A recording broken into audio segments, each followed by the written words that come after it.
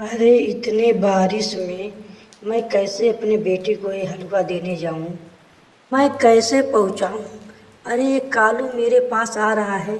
मैं इससे कहती हूँ कि ये हलवा मेरी बेटी को पहुंचा दे। क्या काम है दादी? बहुत परेशान हो। कालू, मैं अपने बेटी के लिए हलवा बनाया था। तो दिक्कत क्या है? मैं पहुंचा दे रहा हूँ हलवा आपकी बेटी को। आराम से लेके जाना, मेरी बेटी को बहुत पसंद है ये हलवा। और उससे कहना कि तुम्हें ज़रूरत होगी तो और मुझसे बता देना कि तुम्हारी माँ बहुत अच्छी है और तबीयत भी बहुत अच्छी है। ठीक है दादी, मैं पहुंचा दूंगा। आप घबराइए मत। मैं सुरक्षित आपकी बेटी के पास ये हलवा पहुंचा दूंगा। अब मैं जाता हूँ।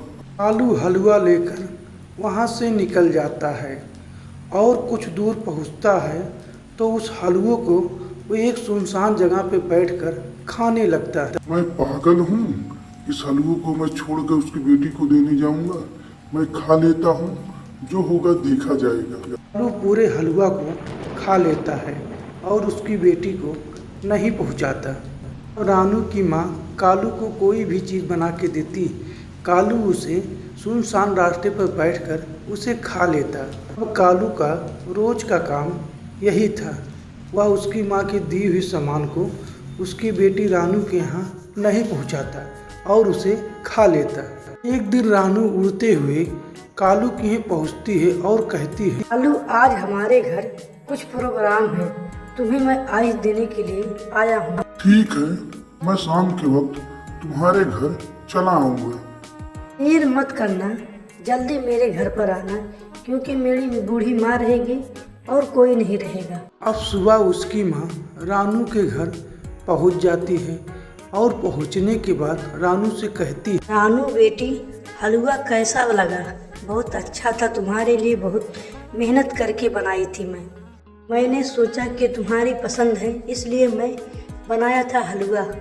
अरे माँ, क्या बात कर रहे हो? मुझे कुछ समझ में नहीं आ रहा है। अम्मा, लग रहा है दादी माँ भी घर पे खुश नहीं हो रही है इससे कुछ। रे बेटी, मैंने कालू से हलवा तुम्हारे लिए भिजवाया था, वो तुम्हें नहीं दिया क्या? इतना अच्छा हलवा तुम्हारे लिए बनाया था मैं। और रानू की माँ और रानू की बेटी कालू को सबक सिखाने के लिए जंगल से कुछ जड़ी बूटियाँ तोड़ती हैं और तोड़ने के बाद, नानी, ये क्या है? ये पत्ते में क्या हो रहा है? कुछ हमको समझ में नहीं आ रहा है। अभी तुम्हें समझ में नहीं आएगा, चलो मेरे साथ। रानू की माँ और रानू की बेटी मिट्ठू दादा की हलवाई की दुकान पर पहुँचते हैं और उनसे ताज़ा ताज़ा मिठाई लेते हैं। मिठाई को लेने के बाद उसमें उस पत्ती को मिला देते हैं। समझ में आया, मैं इसमें पत्ती मिलाया इसलिए हूँ कि इसे खाने के बाद आलू को इतनी लो संख्या लगेगी कि वह बर्दाश्त नहीं कर पाएगा।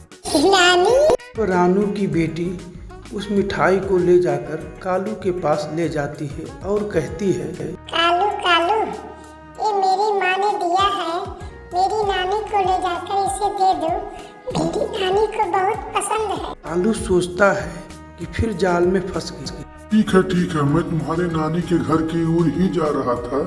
मैं वहाँ पहुँचा दूंगा, तुम घबराओ मत। अब तुम जाओ, मैं उसे सुरक्षित से तुम्हारी नानी के घर इस मिठाई को पहुँचा दूंगा।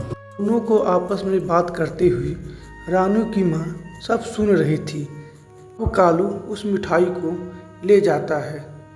अभी मज़ा आएगा, तुम देखते जाओ कितना मज़ा आएगा। अभी देखो खाएगी मिठाई, उसके बाद दौड़ दौड़ कर लो संख्या जाएगी। अब रानू की बेटी अपनी माँ को बुलाने जाती है। माँ, चलो अभी बहुत मजा आएगा। कहाँ मज़ा आएगा? कौन सी मज़ा आएगा? अम्मा, नानी ने कालू के रसगुल्ले में कुछ मिला दिया है, अभी उसे खाने के बाद लोग संख्या बार आएगी। अब रानू और उसकी बेटी दोनों तमाशा देखने के लिए निकल जाते हैं।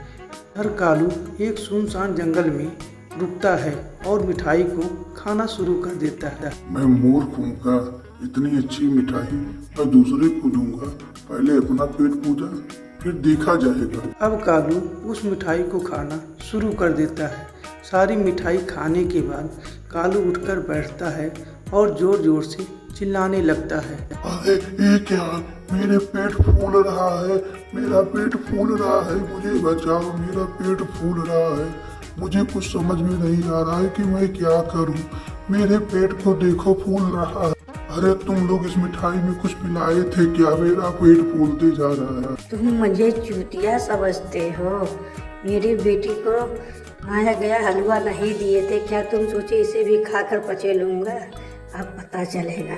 जाओ बार बार लो संख्या, तभी तुम्हें पता चलेगा। अरे मेरी गलती को माफ करो। ये क्या, मेरा पेट खड़खड़ा रहा है, मुझे भागते जाओ, जल्दी जाने दो शौचालय में। अरे बाप रे बाप, अब जाकर कुछ शांत हो। अरे ये क्या, फिर बाथरूम जाना पड़ रहा है। अरे शांत हो। अरे